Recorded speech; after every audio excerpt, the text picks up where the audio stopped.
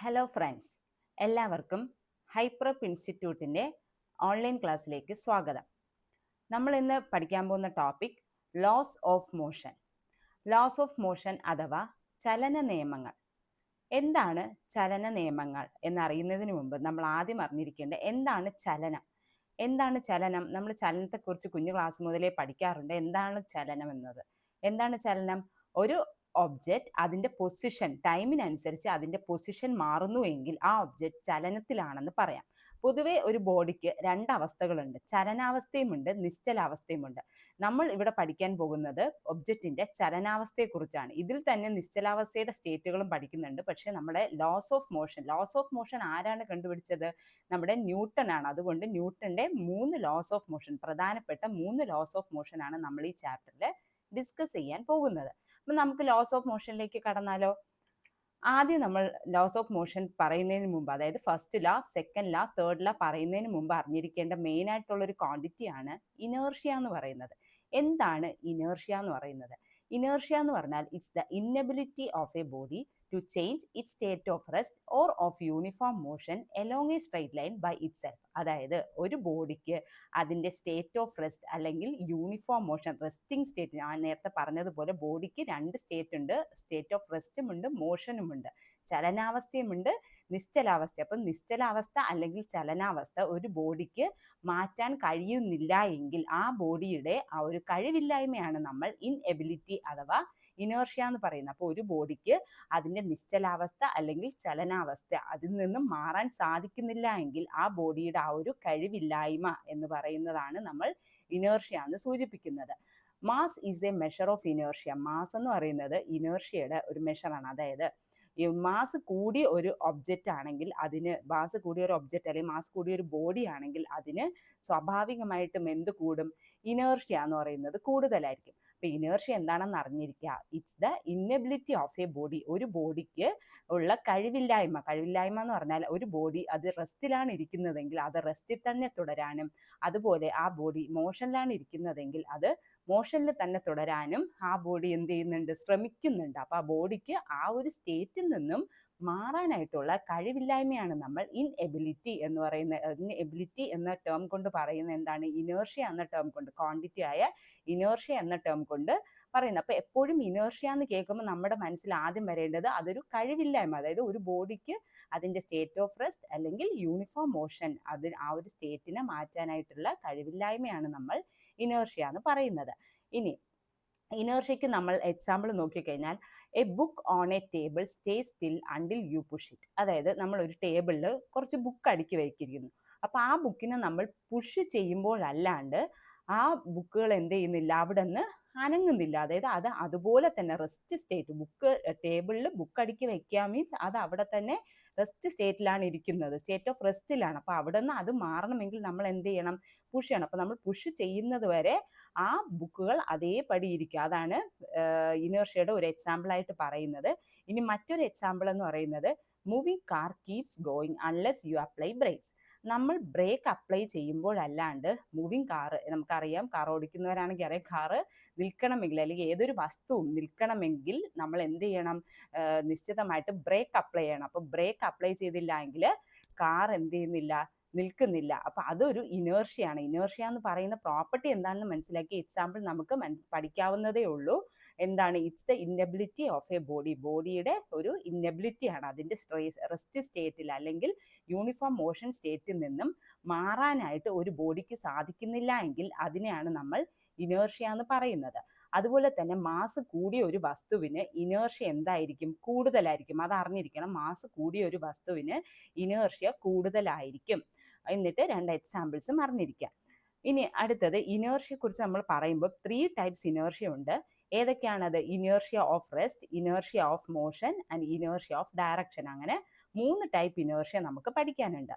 Inertia of rest. എന്താണ് inertia of rest? നമ്മൾ നേരത്തെ പറഞ്ഞ അതേ സംഭവം തന്നെയാണ്. അതായത് ഒരു ബോഡിക്ക് അതിൻ്റെ റെസ്റ്റ് സ്റ്റേറ്റിൽ, ഇനേർഷ്യ ഓഫ് റെസ്റ്റ് എന്ന് പറയുമ്പം അതിൻ്റെ റെസ്റ്റ് സ്റ്റേറ്റിൽ നിന്നും ബോഡിക്ക് ചേഞ്ച് ആകാൻ കഴിയുന്നില്ല എങ്കിൽ അതാണ് ഇനേർഷ്യ ഓഫ് റെസ്റ്റ്. ഒരു ബോഡിക്ക് അതിൻ്റെ റെസ്റ്റ് സ്റ്റേറ്റിൽ നിന്നും ചേഞ്ച് ആകാൻ കഴിയുന്നില്ല എങ്കിൽ അതാണ് ഇനേർഷ്യ ഓഫ് റെസ്റ്റ്. നമ്മൾ എക്സാമ്പിൾ പറയുമ്പോൾ നമുക്ക് മനസ്സിലാവും. നമ്മളിപ്പം ഒരു ബസ് നിർത്തിയിട്ടിരിക്കുന്ന ഒരു ബസ്സിൽ നമ്മൾ കയറിയിരിക്കുന്നു. അപ്പോഴെന്ത് ചെയ്യുന്നു, പെട്ടെന്ന് ആ ബസ് എന്ത് ചെയ്യുന്നു, എടുക്കുന്നു. Person falls backward when a bus suddenly start. അതാണ് അതിന്റെ എക്സാമ്പിൾ. പറഞ്ഞു വരുമ്പോൾ ഈ നിർത്തിയിട്ടിരിക്കുന്ന ബസ് പെട്ടെന്ന് എടുക്കുമ്പോഴത്തേക്ക് നമ്മളിപ്പോൾ അതിൽ റെസ്റ്റിലിരിക്കുകയാണ്. പെട്ടെന്ന് നമ്മൾ എന്ത് ചെയ്യുന്നുണ്ട്, ബാക്കിലേക്ക് ഫോൾ ചെയ്യുന്നുണ്ട്, ബാക്കിലേക്ക് പോകുന്നുണ്ട്. അതിന് കാരണം എന്താണ്?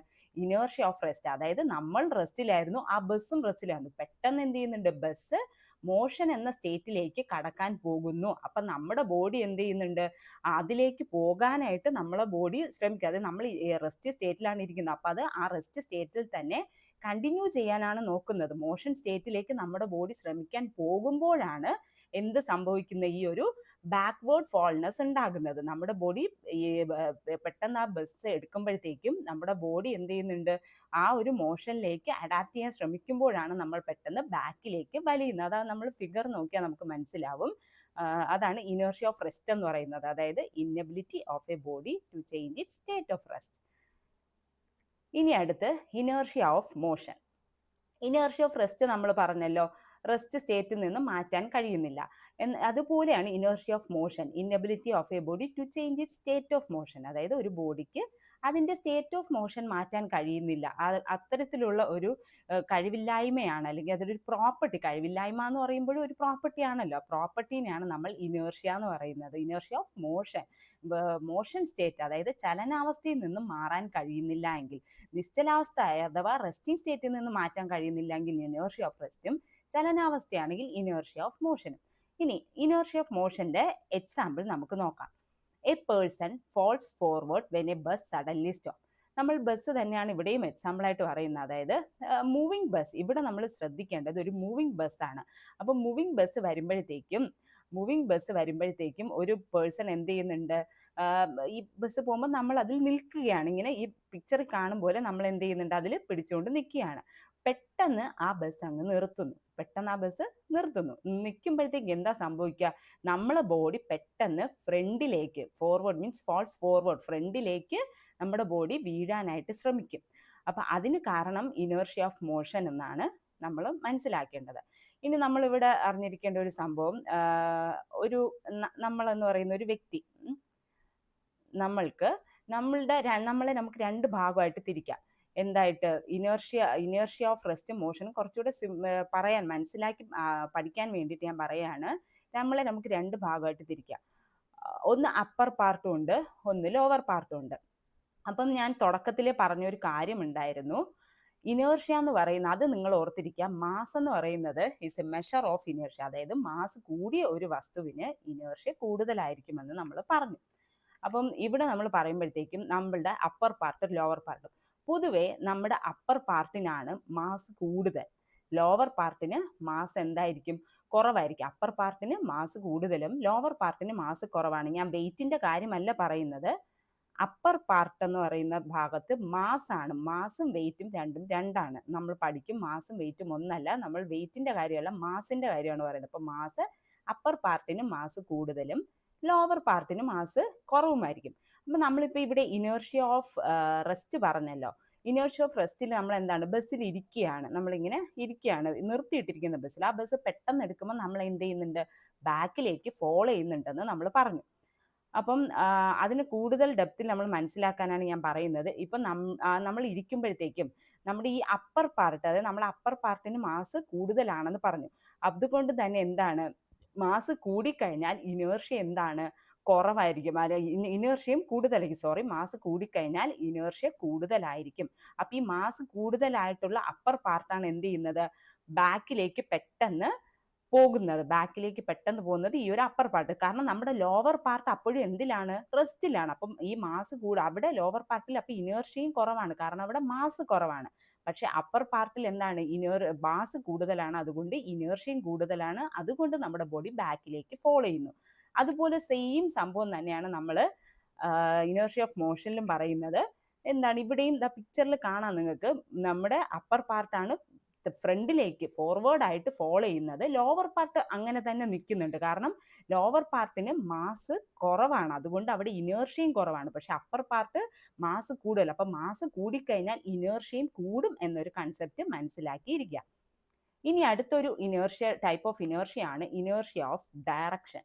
എന്താണ് ഇനേർഷ്യ ഓഫ് ഡയറക്ഷൻ? മറ്റ് രണ്ടും ഇനേർഷ്യ പറഞ്ഞതുപോലെ തന്നെയാണ്. ഇനേർഷ്യ ഓഫ് ഡയറക്ഷൻ എന്ന് പറഞ്ഞാൽ എന്താണ്?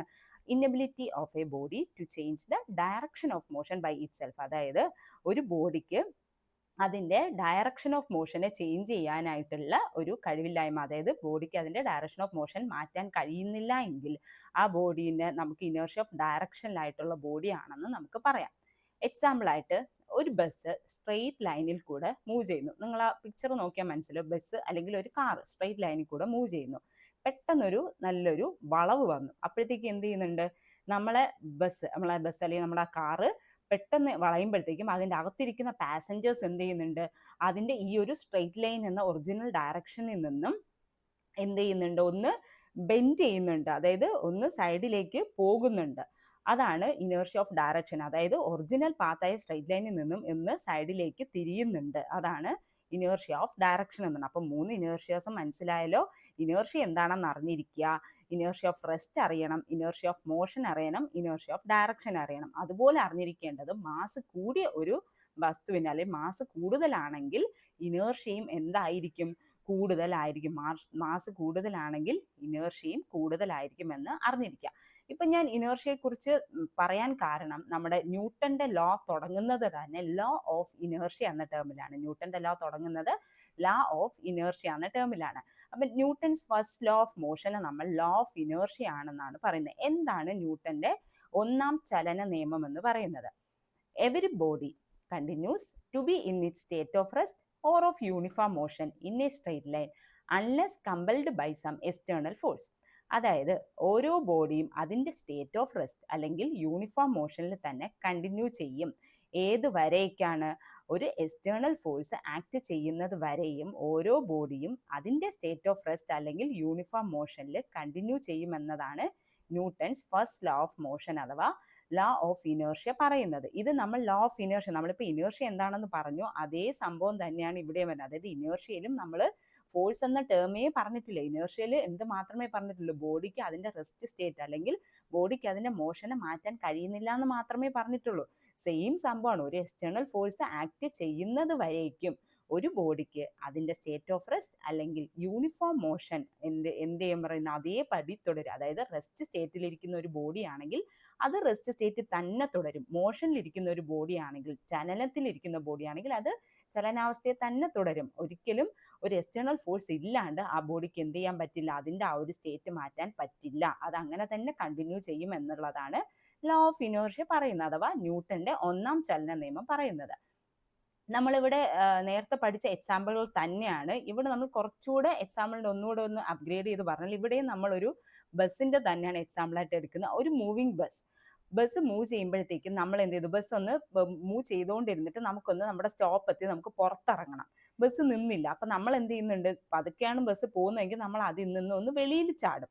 വെളിയിലേക്ക് ജമ്പിങ് ഔട്ട് ചെയ്യും. ജമ്പിങ് ഔട്ട് ചെയ്യുമ്പോൾ നമ്മൾ സ്വാഭാവികമായിട്ട് എന്ത് ചെയ്യും? ഫ്രണ്ടിലേക്ക് പോകും. അപ്പോൾ അവിടെ സംഭവിക്കുന്നത് എന്താണ്? ഞാൻ നേരത്തെ പറഞ്ഞതുപോലെ നമ്മൾ പുറത്തേക്ക് ജമ്പ്, നമ്മൾ അത്രയും നേരം മോഷനിലായിരുന്നു. നമ്മൾ പെട്ടെന്ന് നമ്മൾ മോഷൻ സ്റ്റേറ്റിൽ നിന്നും റെസ്റ്റിലേക്ക് എത്താൻ ശ്രമിക്കുന്നുണ്ട്. പക്ഷെ നമ്മുടെ ശരീരം എന്ത് ചെയ്യുന്നുണ്ട്? അതിനെതിരെ റിയാക്ട് ചെയ്യുന്നുണ്ട്. അതാണ് നമ്മുടെ ശരീരം പെട്ടെന്ന് ഫ്രണ്ടിലേക്ക് പോകുന്നത്. അതാണ് ഇനേർഷ്യ ഓഫ് മോഷനും കൂടെ എക്സാമ്പിളാണ് ഈ പറഞ്ഞൊരു example. A man jumping out of a slow moving bus falls forward. It's a example of inertia of motion അഥവാ ന്യൂട്ടന്റെ ഒന്നാം ചലന നിയമത്തിന്റെ എക്സാമ്പിൾ ആയിട്ടും പറയാം ഇത്. അതായത് ഒരു സഞ്ചരിക്കുന്ന ബസ്സിൽ നിന്ന് നമ്മൾ പുറത്തേക്ക് ഇറങ്ങുമ്പോൾ പെട്ടെന്ന് നമ്മൾ വെളിയിലേക്ക് ചാടുമ്പോൾ നമ്മൾ പെട്ടെന്ന് ഫ്രണ്ടിലേക്ക് പോകുന്നതായിട്ട് നമുക്ക് ഫീൽ ചെയ്യും. അതിന് കാരണം എന്താണ്? ഇനേർഷ്യ ആണെന്ന് ഓർക്കുക. ഇനി നമ്മളിവിടെ പറഞ്ഞു എക്സ്റ്റേണൽ ഫോഴ്സ് ആക്ട് ചെയ്യുന്നത് വരെയും ഒരു ബോഡി അതിൻ്റെ സ്റ്റേറ്റ് ഓഫ് റെസ്റ്റ് അല്ലെങ്കിൽ യൂണിഫോം മോഷനിൽ കണ്ടിന്യൂ ചെയ്യുമെന്ന് നമ്മൾ പറഞ്ഞു. അപ്പം നെറ്റ് എക്സ്റ്റേണൽ ഫോഴ്സ് എന്ന് പറയുന്നത് നമുക്ക് പറയാലോ എന്താണ്? 0 ആണ്. ഇവിടെ നെറ്റ് എക്സ്റ്റേണൽ ഫോഴ്സ് 0 ആണെന്ന് പറയാം. അപ്പോൾ ഫോഴ്സ് 0 ആയിക്കഴിഞ്ഞാൽ സ്വാഭാവികമായിട്ടും ആക്സിലറേഷനും എന്താണ്? 0 ആണ്. ഫോഴ്സ് 0 ആയിക്കഴിഞ്ഞാൽ നമ്മുടെ ആക്സിലറേഷനും 0 ആണ്. ആക്സിലറേഷൻ 0 ആകാണ്ടിരിക്കണമെങ്കിൽ എക്സ്റ്റേണൽ ഫോഴ്സ് ബോഡിയിൽ ആക്ട് ചെയ്തേ മതിയാവുള്ളൂ. നമ്മൾ ഈ ഫോഴ്സും ആക്സിലറേഷനും തമ്മിലുള്ള റിലേഷൻ അടുത്ത ലോ ആയ സെക്കൻഡ് ലോയിലാണ് പഠിക്കാൻ പോകുന്നത്. എന്നാലും ഇവിടെ ജസ്റ്റ് അത് സൂചിപ്പിച്ചെന്നേ ഉള്ളൂ. അതായത് ഫോഴ്സും ആക്സിലറേഷനും തമ്മിലൊരു റിലേഷൻ ഉണ്ട്. ആ റിലേഷൻ അനുസരിച്ചാണെങ്കിൽ നെറ്റ് എക്സ്റ്റേണൽ ഫോഴ്സ് 0 ആണെങ്കിൽ ആക്സിലറേഷനും 0 ആയിരിക്കും. ആക്സിലറേഷൻ non zero ആകണമെങ്കിൽ അവിടെ ഒരു നെറ്റ് എക്സ്റ്റേണൽ ഫോഴ്സ് ബോഡിയിൽ ആക്ട് ചെയ്തേ മതിയാവുള്ളൂ. അപ്പം നമുക്ക് അടുത്ത ലോ, ന്യൂട്ടന്റെ ഒന്നാം ചലന നിയമത്തിൽ നിന്ന് നമ്മൾ അടുത്ത് പോകുന്നത് ന്യൂട്ടന്റെ രണ്ടാം ചലന നിയമത്തിലേക്കാണ്. ന്യൂട്ടന്റെ ഒന്നാം ചലന നിയമത്തിൽ നമ്മൾ എന്ത് പറഞ്ഞു? ഈ ഒരു എക്സ്റ്റേണൽ ഫോഴ്സ് ബോഡിയിൽ ആക്ട് ചെയ്യുന്നത് വരെയും അത് അതിന്റെ സ്റ്റേറ്റ് ഓഫ് റെസ്റ്റ് അല്ലെങ്കിൽ അതിന്റെ സ്റ്റേറ്റ് ഓഫ് മോഷനിൽ കണ്ടിന്യൂ ചെയ്യുമെന്ന് പറഞ്ഞു. അപ്പൊ അവിടെ ഒന്നാം ചലന നിയമത്തിൽ നമ്മൾ എന്ത് ചെയ്തു? എക്സ്റ്റേണൽ ഫോഴ്സ് എന്ന് പറയുന്നത് എന്താക്കിയെടുത്തു? ഒന്നാം ചലന നിയമത്തിൽ നമ്മൾ എക്സ്റ്റേണൽ ഫോഴ്സ് എന്ന് പറയുന്നത് എന്താക്കിയെടുത്തു? 0 ആയിട്ട് പറഞ്ഞു. അതായത് എക്സ്റ്റേണൽ ഫോഴ്സ് ആക്ട് ചെയ്യുന്നത് വരെ, അതായത് എക്സ്റ്റേണൽ ഫോഴ്സ് ആക്ട് ചെയ്തിട്ടില്ലല്ലോ, അപ്പൊ നമ്മൾ അതിനെ എന്ത് ചെയ്തു? 0 ആക്കി എടുത്തു. എന്നാൽ രണ്ടാം ചലന നിയമത്തിൽ പറയുമ്പം നമ്മൾ അവിടെ മനസ്സിലാക്കേണ്ട, രണ്ടാം ചലന നിയമത്തിൽ ഒരു എക്സ്റ്റേണൽ ഫോഴ്സ് എന്ത് ചെയ്യുന്നുണ്ട്? ബോഡിയിൽ ആക്ട് ചെയ്യുന്നുണ്ട്. ഒരു എക്സ്റ്റേണൽ ഫോഴ്സ് ബോഡിയിൽ ആക്ട് ചെയ്യുന്നുണ്ട് രണ്ടാം ചലന നിയമത്തിൽ. It relates the net external force to the acceleration of the body. അതായത് ഞാൻ നേരത്തെ പറഞ്ഞതുപോലെ ഈ ഒരു സെക്കൻഡ് ലോയിൻ്റെ അകത്താണ് നമുക്ക് കൂടുതൽ ക്വാണ്ടിറ്റീസ്, നമ്മുടെ ഈ മോഷനുമായിട്ട് ബന്ധപ്പെട്ട് കൂടുതൽ ക്വാണ്ടിറ്റീസ് നമുക്ക് നോക്കാനുള്ളത് സെക്കൻഡ് ലോയിൻ്റെ അകത്താണ്. അപ്പോൾ അതിലൊരു റിലേഷൻ വരുന്നുണ്ട്. ഫോഴ്സും ആക്സലറേഷനും തമ്മിലുള്ള ഒരു റിലേഷനാണ് നമുക്കിവിടെ നമ്മളിപ്പോഴും സെക്കൻഡ് ലോ എന്താണെന്ന് തുടങ്ങിയിട്ടില്ല. ഞാൻ ജസ്റ്റ് അതൊരു ഇൻട്രൊഡക്ഷൻ ആയിട്ട് പറഞ്ഞു തന്നേ ഉള്ളൂ. ഫസ്റ്റ് ലോയിൽ നമ്മൾ എക്സ്റ്റേണൽ ഫോഴ്സ് 0 ആയിട്ട് എടുത്തു. എന്നാൽ സെക്കൻഡ് ലോയിൽ നമ്മൾ എന്ത് ചെയ്യുന്നുണ്ട്? ബോഡിയിൽ ഒരു ഫോഴ്സ് ആക്ട് ചെയ്യുന്നുണ്ട് എന്ന് മനസ്സിലാക്കിയിരിക്കുക. ഇനി എന്താണ് സെക്കൻഡ് ലോ? ഈ സെക്കൻഡ് ലോയെ കുറിച്ച് പറയുന്നതിന് മുമ്പ് നമ്മൾ അറിഞ്ഞിരിക്കേണ്ട ഒരു ടേം ആണ് എന്താണ് മൊമെന്റം എന്നുള്ളത്. എന്താണ് മൊമെന്റം? മൊമെന്റം എന്താണ്? സിമ്പിൾ ആയിട്ട് പറഞ്ഞു കഴിഞ്ഞാൽ momentum is the property of moving body. Moving ബോഡിയുടെ, ചലിക്കുന്ന ഒരു ബോഡിയുടെ പ്രോപ്പർട്ടിയാണ് മൊമെന്റം എന്ന് പറയുന്നത്. ചലിക്കുന്ന ഒരു ബോഡിയുടെ പ്രോപ്പർട്ടിയാണ് മൊമെന്റം എന്ന് പറയുന്നത്. അപ്പം മൊമെന്റത്തിന് ഇവിടെ കൂടുതൽ ഡിഫൈൻ ചെയ്യുമ്പോഴത്തേക്കും momentum is the product of mass and velocity. Momentum എന്ന് പറയുന്നത് മാസിന്റെയും വെലോസിറ്റിയുടെയും പ്രോഡക്റ്റ് ആണ്. അതുപോലെ മൊമെന്റത്തിന് നമ്മൾ റെപ്രസെന്റ് ചെയ്യുന്ന ലെറ്റർ സ്മോൾ ലെറ്റർ പി ആണ്. Small letter P. Momentum is the product of mass and velocity and is denoted by the letter P, small letter P. അപ്പോൾ P is equal to M into V. Momentum is the product of mass and velocity. ഇനി momentum ഞാൻ പറഞ്ഞു. എന്താണ് momentum എന്ന് പറഞ്ഞു? ചലിക്കുന്ന വസ്തുവിൻ്റെ ഒരു പ്രോപ്പർട്ടിയാണ് മൊമെന്റം എന്ന് പറഞ്ഞു. അപ്പോൾ നമ്മൾ മൊമെന്റത്തിനെ കുറിച്ച് കൂടുതൽ മനസ്സിലാക്കണമെങ്കിൽ ഞാനിപ്പോൾ ഒരു എക്സാമ്പിൾ പറയാം, സിമ്പിൾ ആയിട്ടുള്ള ഒരു എക്സാമ്പിൾ. അതായത് നമ്മളിപ്പോൾ ഒരു കല്ല് എടുക്കുന്നു, അതിപ്പോൾ വലുതായിക്കോട്ടെ ചെറുതായിക്കോട്ടെ, ഒരു കല്ല് എടുക്കുന്നു, ഒരു വലിയൊരു കല്ല് തന്നെ ഇരിക്കട്ടെ, എടുത്തിട്ട് നമ്മൾ ഒരാളെ നല്ല സ്ട്രോങ് ആയിട്ട് എറിയുമ്പോഴത്തേക്ക് എന്ത് ചെയ്യുന്നുണ്ട്? ആ കല്ല് അയാളിലേക്ക് വന്ന് അടിക്കുമ്പോൾ അയാൾക്ക് തീർച്ചയായിട്ടും അവിടെ ഒരു വേദന അനുഭവപ്പെടുന്നു. അപ്പൊ അതിന് കാരണം എന്താണ്? നമ്മൾ എടുക്കുന്ന കല്ല്, അതിന് നിശ്ചിതമായ ഒരു മാസ് ഉണ്ട്. അത് നമ്മൾ എറിയുമ്പം നമുക്കത് നിശ്ചിതമായിട്ടൊരു വെലോസിറ്റിയിലാണ് നമ്മൾ എറിയുന്നതെന്ന് ഓർക്കുക. അപ്പം ആ ഒരു മാസിലും വെലോസിറ്റിയിലും എറിയുമ്പോൾ തീർച്ചയായും ആ കല്ലിന് എന്തുണ്ടാകും? ഒരു മൊമെന്റം ഉണ്ടാകും. അപ്പൊ ആ ഒരു മൊമെന്റത്തിന്റെ ഒരു പ്രസൻസ് കൊണ്ടാണ് അയാൾക്ക് അത് ഹിറ്റ് ചെയ്യുമ്പോൾ അയാൾക്ക് അത് വേദനിക്കുന്നത്. അതായത് മൊമെന്റം എന്ന് പറയുമ്പോൾ ഇറ്റ്സ് ആൻ ഇമ്പാക്റ്റ്. അതൊരു ഇമ്പാക്റ്റ് ആണ്. അതായത് നമ്മളൊരു കല്ലെടുത്ത് ഒരാളെ എറിയുകയാണെങ്കിൽ അയാൾക്ക് വേദനിക്കുന്നു എന്നുണ്ടെങ്കിൽ എന്താണ് അതിനർത്ഥം? അവിടെ ഒരു മാസും അവിടെ ഒരു വെലോസിറ്റി, ആ കല്ലിനൊരു സ്പെസിഫിക് മാസും അതുപോലെ നമ്മൾ എറിയുമ്പോൾ അതിനൊരു വെലോസിറ്റിയും ഉണ്ടാകുന്നു. അപ്പോൾ ആ ഒരു മാസും വെലോസിറ്റിയും കാരണമാണ് അയാൾക്ക് നമ്മൾ ഈ കല്ലെറിയുമ്പോൾ വേദനിക്കുന്നത്. അപ്പം മൊമെന്റം എന്ന് പറയുന്നത് നമ്മൾ ഡിഫൈൻ ചെയ്യുമ്പോൾ it's the product of mass and, അതായത് ഒരു മൊമെന്റം ഉള്ളത് കൊണ്ടാണ്. ഇപ്പം മൊമെന്റത്തിന് നമുക്ക് ഒത്തിരി എക്സാമ്പിൾ നമ്മുടെ ഡെയിലി ലൈഫിലും പറയാം, നമുക്ക് അല്ലാണ്ട് ഒത്തിരി എക്സാമ്പിളും പറയാം. ഇപ്പോൾ ഈ കല്ലല്ലാണ്ട് ബന്ധപ്പെടുത്തി പറയുകയാണെങ്കിൽ ഏതാണ് നമ്മുടെ ഗണ്ണ് നമ്മൾ എന്ത് ചെയ്യുന്നുണ്ട്? ഷൂട്ട് ചെയ്യുന്നുണ്ട്. ഗണ്ണിൽ നിന്ന് ബുള്ളറ്റ് പോകുന്നുണ്ട്. അപ്പൊ ഈ ബുള്ളറ്റ് ഗണ്ണിൽ നിന്ന് പോകുമ്പോഴത്തേക്കും നമ്മൾ നോക്കുമ്പോൾ ഈ ബുള്ളറ്റ് ആളൊരു ചെറിയൊരു സാധനമാണ്, കുഞ്ഞൊരു സാധനം. പക്ഷേ ഈ ബുള്ളറ്റ് എന്ത് ചെയ്യുന്നുണ്ട്? ഗണ്ണിൽ നിന്ന് ഫയർ ചെയ്യുമ്പോഴത്തേക്കും അത് പെട്ടെന്ന് ചെന്ന് എവിടെയെങ്കിലും തുളച്ച് കയറുന്നുണ്ട്. കാരണം എന്താണ്? നമ്മൾ ഫയർ ചെയ്യുമ്പോൾ ആ ബുള്ളറ്റിന് അതിൻ്റെതായ ഒരു മാസ് ഉണ്ട്, അതുപോലെ നിശ്ചിതമായ ഒരു വെലോസിറ്റി ഉണ്ട്. അപ്പോൾ ആ ഒരു വെലോസിറ്റിയിലാണ് നമ്മൾ ആ ഗണ്ണിനെ എന്ത് ചെയ്യുന്നത്? ബുള്ളറ്റ് നമ്മൾ ഫയർ ചെയ്യുന്നത്. അപ്പോഴത്തേക്കും അത് ചെന്ന് അവിടെ തുളച്ച് കയറാൻ കാരണം എന്താണ്? അതിൻ്റെ മൊമെന്റം കൊണ്ടാണ്. അതായത് അത്രയും ഇമ്പാക്റ്റിലാണ്. അതാണ് ഈ ഒരു ഇമ്പാക്റ്റ് ആണ് മൊമെന്റം എന്ന് നമ്മൾ പറയുന്നത്. ആൻഡ് മൊമെന്റത്തിന് നമ്മൾ റെപ്രസെന്റ് ചെയ്യുന്ന ലെറ്റർ ഏതാണ്? സ്മോൾ ലെറ്റർ പി ആണ്. And it's the product of mass and velocity. ഇനി മൊമെന്റം എന്ന് പറയുന്നത് ഒരു വെക്റ്റർ ക്വാണ്ടിറ്റി ആണ്. എന്താണ് വെക്റ്റർ ക്വാണ്ടിറ്റി? ഞാൻ ഇപ്പോൾ പറഞ്ഞല്ലോ, നമ്മളൊരു ഡയറക്ഷനിലാണ് എറിയുന്നത്. അതുപോലെ തന്നെ അതിന് നിശ്ചിതമായി, ഇപ്പോൾ മൊമെൻറ്റത്തിനാണെങ്കിലും നിശ്ചിതമായിട്ടുള്ള ഒരു വാല്യൂ ഉണ്ട്. അപ്പം വെക്റ്റർ ക്വാണ്ടിറ്റി എന്ന് പറഞ്ഞാൽ ഈ രണ്ട് ടേംസും മതി, മാഗ്നിറ്റ്യൂഡും ഡയറക്ഷനും. വാല്യൂ എന്ന് പറയുമ്പോൾ മാഗ്നിറ്റ്യൂഡും ഡയറക്ഷനും, ഈ രണ്ട് ക്വാണ്ടിറ്റിയും ഉണ്ടെങ്കിൽ, അതായത് ക്വാണ്ടിറ്റി മാഗ്നിറ്റ്യൂഡും ഡയറക്ഷനും കൂടെ നമ്മൾ കൂട്ടി പറയുമ്പോൾ ഉണ്ടാകുന്ന ഒന്നാണ് വെക്റ്റർ ക്വാണ്ടിറ്റി എന്ന് പറയുന്നത്. നമ്മളത് പഠിക്കും. സ്കാലാർ ക്വാണ്ടിറ്റി എന്താണ്, വെക്റ്റർ ക്വാണ്ടിറ്റി എന്താണെന്ന് പഠിക്കും. ഇവിടെ നമ്മൾ അറിഞ്ഞിരിക്കുക മൊമെന്റം ഒരു വെക്റ്റർ ക്വാണ്ടിറ്റി, കാരണം മൊമെന്റത്തിന് അതിൻ്റെതായ ഒരു മാഗ്നിറ്റ്യൂഡും ഉണ്ട്. നമ്മൾ പറഞ്ഞു ഇന്ന വെലോസിറ്റി, അതായത് ഇന്ന ഡയറക്ഷനിലാണ് നമ്മൾ എറിയുന്നത്, അപ്പോൾ അതിനൊരു ഡയറക്ഷനും ഉണ്ട്. അതുകൊണ്ട് തന്നെ momentum is A vector quantity. അപ്പം നമ്മൾ മൊമെന്റത്തിനെ കുറിച്ച് ഞാൻ പറയാൻ കാരണം, നമ്മുടെ സെക്കൻഡ് ലോ എന്ന് പറയുന്നത് ഈ മൊമെന്റവുമായിട്ട് റിലേറ്റ് ചെയ്താണ് നമ്മൾ പറയുന്നത്. ഈ മൊമെന്റവും ഫോഴ്സുമായിട്ടൊക്കെ റിലേറ്റ് ചെയ്താണ് സെക്കൻഡ് ലോയെ കുറിച്ച് നമ്മൾ പറയുന്നത്. അപ്പം സെക്കൻഡ് ലോ എന്താണെന്ന് വെച്ചാൽ, rate of change of momentum is directly proportional to the applied force and takes place in the direction in which the force acts. Rate of change of momentum is directly proportional to the applied force. Rate of change of momentum is directly proportional to the applied force. അതായത് നമുക്കിപ്പം മൊമെന്റത്തിന് നമ്മൾ പറഞ്ഞു small letter P ആണ് എടുക്കുന്നത്. അപ്പോൾ നമുക്ക് rate of change of മൊമെന്റത്തിന് നമുക്ക് എങ്ങനെ എഴുതാം, D P by D T, D P by D T എന്ന് എഴുതാം. That is directly proportional to the force, that is directly proportional to the force and takes place in the direction in which force act. അതായത് നമ്മൾ apply ചെയ്യുന്ന ഒരു ഫോഴ്സിന്, അവിടെ ഉണ്ടാകുന്ന rate of change of momentum നമ്മൾ apply ചെയ്യുന്ന ഒരു ഫോഴ്സിന് directly proportional ആണ് and takes place in the direction of force. That is the statement of second law of motion. ന്യൂട്ടന്റെ രണ്ടാം ചലന നിയമം പറയുന്നത് rate of change of moment is directly proportional to the applied force and takes place in the direction. Force ഏത് ഡയറക്ഷനിലായിട്ടാണോ act ചെയ്യുന്നത് ആ ഡയറക്ഷനിലായിരിക്കും ഒരു change in momentum. നമ്മൾ നേരത്തെ കല്ലെറിയുന്ന ഒരു സംഭവം പറഞ്ഞില്ലേ, അത് ഏത് ഡയറക്ഷനിലാണോ നമ്മൾ കല്ലെറിയുന്നത് അവിടെയായിരിക്കും ആ ഒരു ചേഞ്ച് ഇൻ മൊമെന്റം വരിക. അപ്പം ഈ ഒരു സെക്കൻഡ് ലോ അനുസരിച്ച് നമ്മൾ ഡിറൈവ് ചെയ്യുന്ന ഒരു ഇക്വേഷൻ ആണ് F equal to M into A.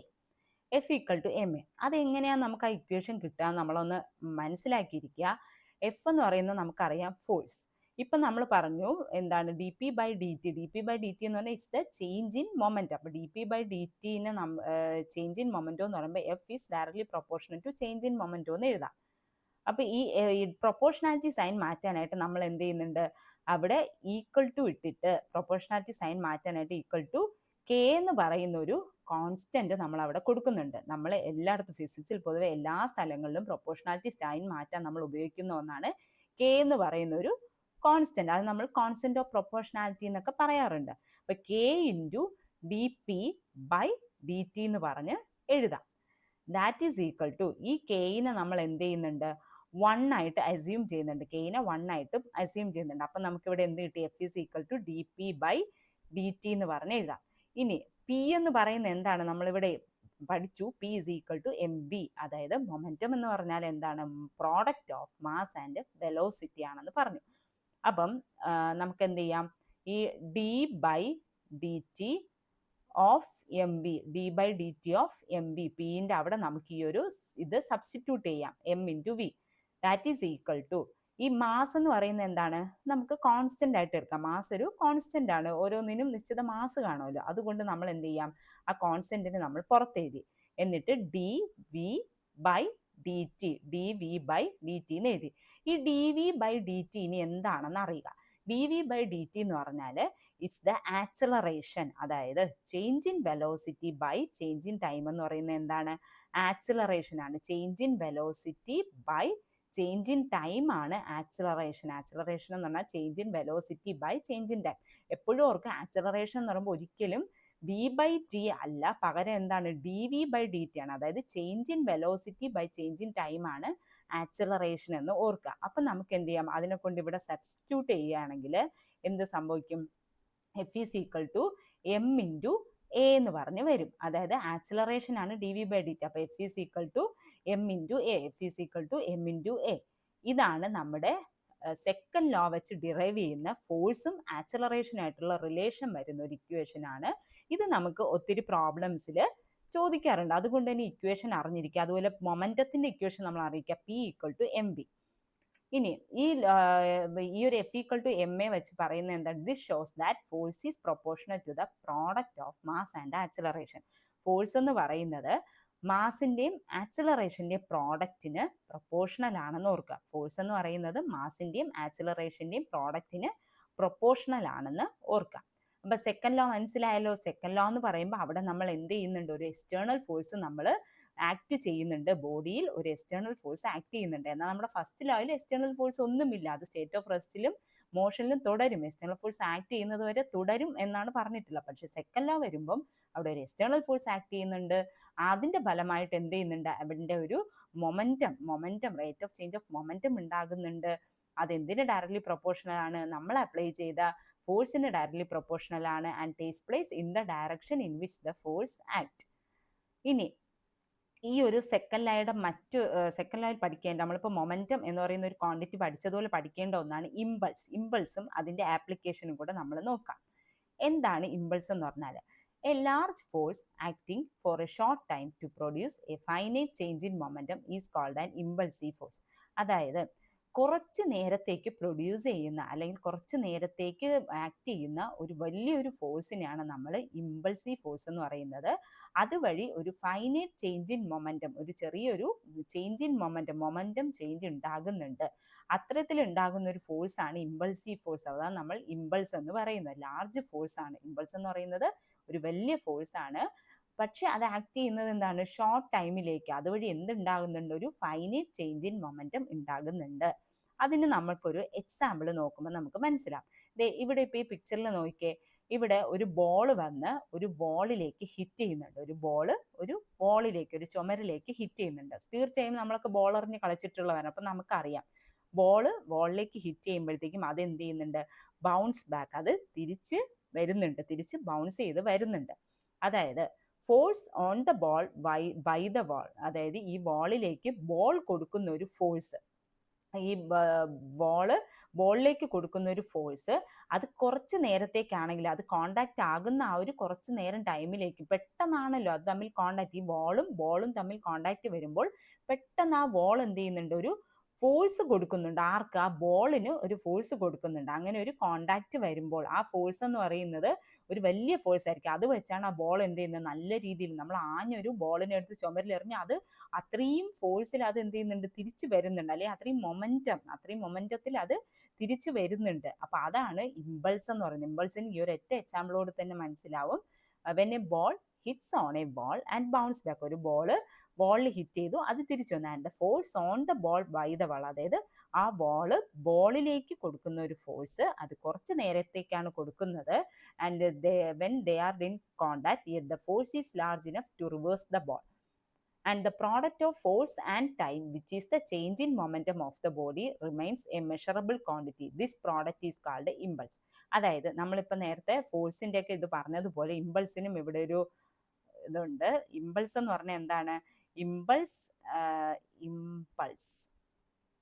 എന്ന് പറഞ്ഞാൽ എന്താണ്, is the force into time ആണ് ഇമ്പൾസ് എന്ന് പറയുന്നത്. അതായത് ഇമ്പൾസ് എന്ന് പറയുന്നത് ഫോഴ്സിൻ്റെയും ടൈമിൻ്റെയും പ്രോഡക്റ്റ് ആണ്. ഇമ്പൾസ് എന്ന് പറയുന്നത്.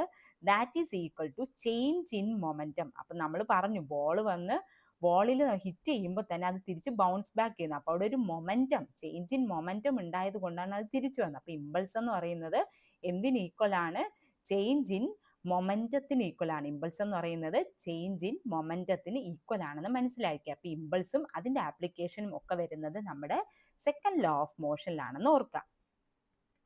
ഇനി അടുത്തത് നമ്മുടെ ന്യൂട്ടന്റെ തേർഡ് ലോ. നമ്മൾ പണ്ട് മുതലേ പഠിക്കുന്ന ന്യൂട്ടന്റെ തേർഡ് ലോ. ബാക്കി എല്ലാ ലോസും മറന്നാലും നമ്മൾ ന്യൂട്ടന്റെ തേർഡ് ലോയുടെ സ്റ്റേറ്റ്മെന്റ് നമ്മൾ മറക്കുന്നില്ല. കാരണം അത് എല്ലാവർക്കും അറിയാവുന്ന ഒരു സ്റ്റേറ്റ്മെന്റ് ആണ്. എന്താണ് പറയുന്നത്, to every action there is always an equal and opposite reaction.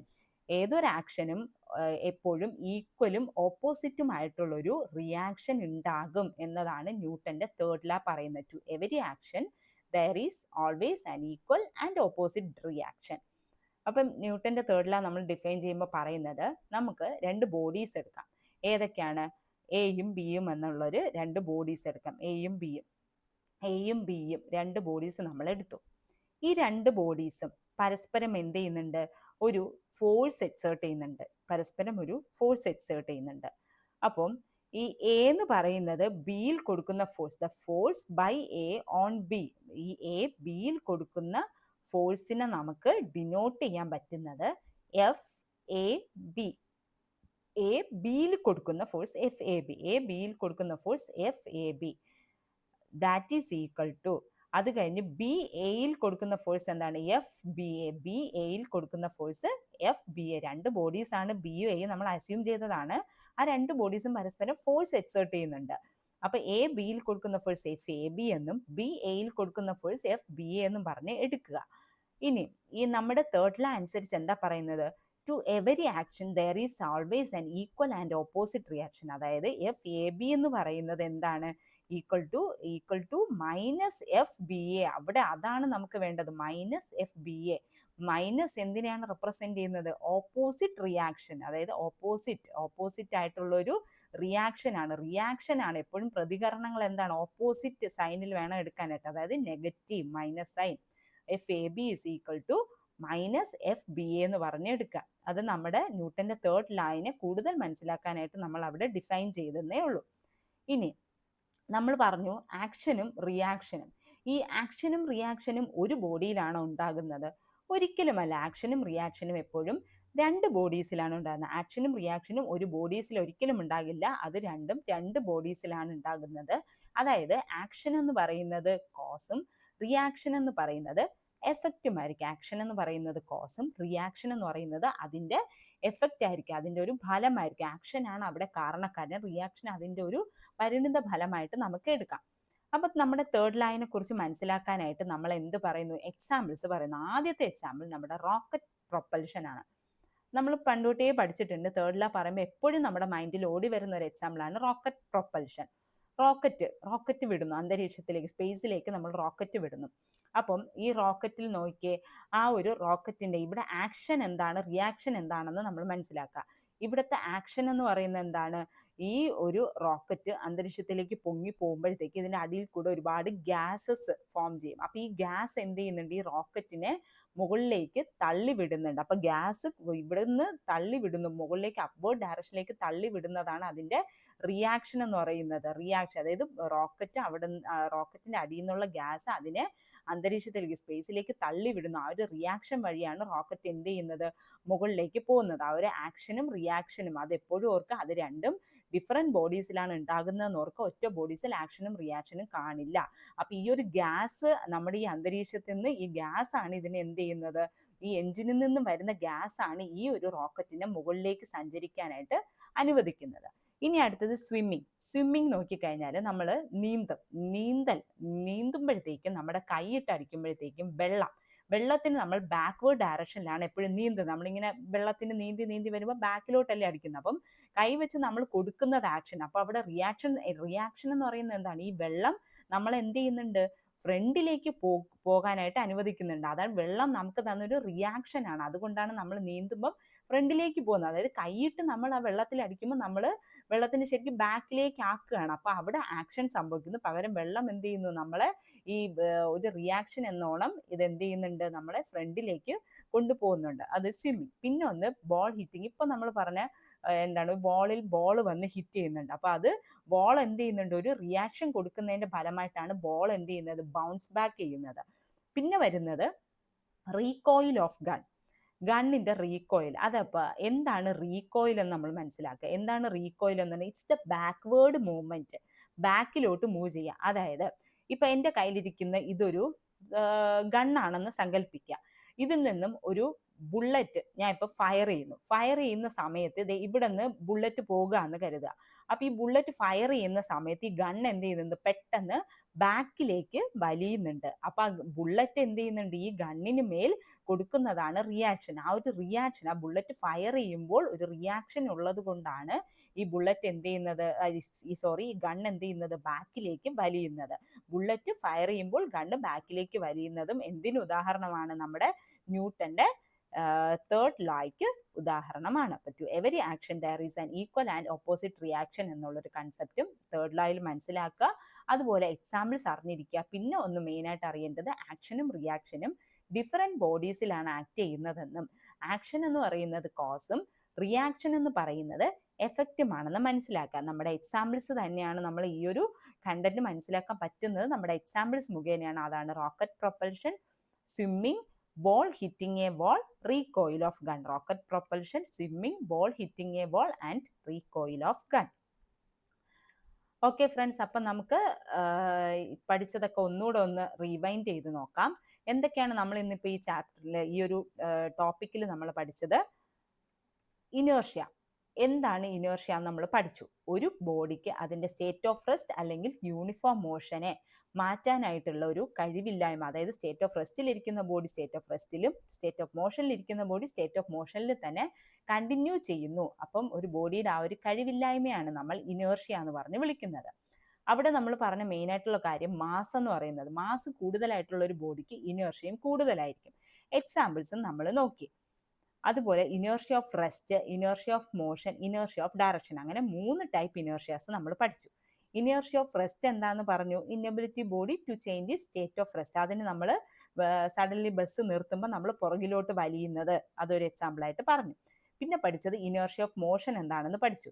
Inability of a body to change it state of motion, അതിൻ്റെ മോഷൻ മാറ്റാനായിട്ടുള്ള കഴിവില്ലായ്മയാണ് ആ ഒരു ഇനേർഷ്യ ഓഫ് മോഷനിൽ പറഞ്ഞത്. അവിടെയും നമ്മൾ സഞ്ചരിക്കുന്ന ഒരു ബസ് പെട്ടെന്ന് സഡനായിട്ട് നിർത്തിക്കഴിഞ്ഞാൽ നമ്മൾ എന്ത് ചെയ്യുന്നുണ്ട്? നമ്മൾ ബോഡി കൊണ്ട് ഫ്രണ്ടിലേക്ക് ചരിയുന്നുണ്ട്. അതുപോലെ ഓർക്കുക, നമ്മുടെ ബോഡിയുടെ അപ്പർ പോർഷൻ എന്ന് പറയുന്നത് എപ്പോഴും മാസ് കൂടുതലായിരിക്കും, ലോവർ പോർഷൻ മാസ് കുറവായിരിക്കും. അപ്പം ഈ മാസ് കൂടുതലുള്ള ഭാഗമാണ് എന്ത് ചെയ്യുന്നത്? ഈ ഇനേർഷ്യയുടെ ഒരു രീതി പറഞ്ഞാൽ ഇനേർഷ്യ കൂടുതലായിരിക്കും, അവിടെയാണ് നമ്മൾ ബെൻഡ് ചെയ്ത് ഫോർവേഡ് ആയിട്ട് പോകുന്നതെന്ന് ഓർക്കുക. പിന്നെ പറഞ്ഞത് ഇനേർഷ്യ ഓഫ് ഡയറക്ഷൻ പറഞ്ഞു. Inability of a body to change the direction of motion by itself ആണ് ഇനേർഷ്യ ഓഫ് ഡയറക്ഷൻ എന്ന് പറയുന്നത്. അപ്പം അതിൽ നിന്നാണ് നമ്മൾ ന്യൂട്ടന്റെ ഫസ്റ്റ് ലോ ഓഫ് മോഷൻ എത്തിയത്.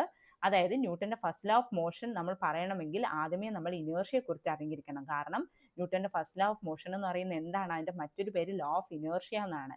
Every body continues to be in a state of rest or of uniform motion in a straight line unless compelled by some external force. അതാണ് അതിൻ്റെ സ്റ്റേറ്റ്മെന്റ് പറഞ്ഞത്. എക്സ്റ്റേണൽ ഫോഴ്സ് കൊടുക്കുന്നത് വരെയും body അതിൻ്റെ റെസ്റ്റിൽ അല്ലെങ്കിൽ uniform മോഷനിലായിരിക്കുമെന്ന് പറഞ്ഞു.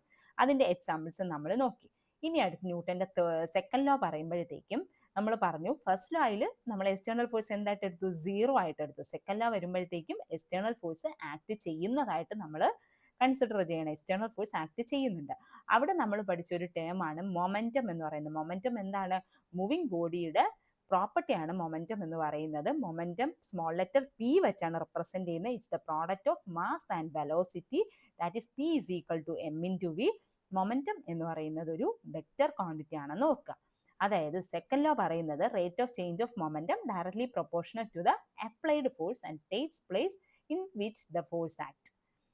ഇനി അവിടെ നമ്മൾ ഡിറൈവ് ചെയ്ത ഒരു ഇക്വേഷൻ ആണ് F equal to M A. അത് എങ്ങനെയാണ് ഡിറൈവ് ചെയ്തതെന്നും ജസ്റ്റ് ഒന്ന് മനസ്സിലാക്കിയിരിക്കുക. F equal to M A. എഫ് എന്ന് പറയുന്ന ഫോഴ്സ് ആണ്, എം മാസ് ആണ്, എ ആക്സിലറേഷൻ. അതായത് force is proportional to the product of mass and acceleration. അതുപോലെ തന്നെ മറ്റൊരു ടേം പഠിച്ചത് ഇമ്പൾസ്. എന്താണ് ഇമ്പൾസ് എന്ന് പറഞ്ഞു? ഇമ്പൾസ് എന്ന് പറയുമ്പോൾ എന്താണ്? അതൊരു വലിയ ഫോഴ്സ് ആണ്, കുറച്ച് നേരത്തേക്ക് ആക്ട് ചെയ്യുന്ന ഒരു വലിയ ഫോഴ്സ്. അതുവഴി ഒരു ചേഞ്ച് ഇൻ മൊമെന്റം ഉണ്ടാകുന്നു എന്ന് പറഞ്ഞു. അതായത് ഇമ്പൾസ് എന്ന് പറയുമ്പോൾ ഫോഴ്സ് ഇൻറ്റു ടൈം ആണ്, that is equal to change in momentum. അപ്പോൾ ഈ ഒരു പ്രോഡക്റ്റ് ഫോഴ്സ് ഇൻറ്റു ടൈം എന്ന് പറഞ്ഞ ഈ ഒരു പ്രോഡക്റ്റ് ആണ് നമ്മൾ ഇമ്പൾസ് എന്ന് പറയുന്നത്. അവിടെയും നമ്മൾ എക്സാമ്പിൾ ആയിട്ട് എന്താ? ഒരു വാളിൽ വന്ന് ഹിറ്റ് ചെയ്യുമ്പോൾ ഒരു എക്സാമ്പിൾ നമ്മൾ പറഞ്ഞു. അപ്പോൾ വാള് എന്ത് ചെയ്യുന്നുണ്ട്? ഒരു ഫോഴ്സ് കൊടുക്കുന്നത് വഴി ആ ബോളിലേക്ക് ആ വാൾ ഒരു ഫോഴ്സ് കൊടുക്കുന്നത് വഴിയാണ് ആ ബോൾ എന്ത് ചെയ്യുന്നത്? ബൗൺസ് ബാക്ക് ചെയ്യുന്നതായിട്ട് പറഞ്ഞു. പിന്നെ നമ്മൾ പഠിച്ചു ന്യൂട്ടന്റെ തേർഡ് ലാ. തേർഡ് ലാ എന്താ പറയുന്നത്? To every action there is always an equal and opposite reaction. To every action there is always an equal and opposite reaction ആണ് ന്യൂട്ടന്റെ തേർഡ് ലാ. ന്യൂട്ടന്റെ തേർഡ് ലാ പഠിക്കുമ്പോൾ എപ്പോഴും നമ്മുടെ മനസ്സിൽ ഓർമ്മ വരുന്ന ഒരു എക്സാമ്പിൾ എന്ന് പറയുന്നത് നമ്മുടെ റോക്കറ്റ് പ്രൊപ്പൽഷൻ ആണ്. അതുപോലെ മറ്റ് പല എക്സാമ്പിൾസ് ഉണ്ട്. സ്വിമ്മിങ് ഉണ്ട്, ബോൾ ഹിറ്റിംഗ് എ ബോൾ ഉണ്ട്, റീകോയിൽ ഓഫ് ഗൺ ഉണ്ട്. അങ്ങനെ ഒരുപാട് എക്സാമ്പിൾസ് നമ്മുടെ ഡെയിലി ലൈഫിൽ നിന്ന് തന്നെ ഈ പറയുന്ന ന്യൂട്ടന്റെ തേർഡ് ലായുമായിട്ട് ബന്ധപ്പെട്ട് ഈ 3 ലോസുമായിട്ട് ബന്ധപ്പെട്ട് ഒത്തിരി എക്സാമ്പിൾ നമുക്ക് കണക്ട് ചെയ്ത് പറയാം.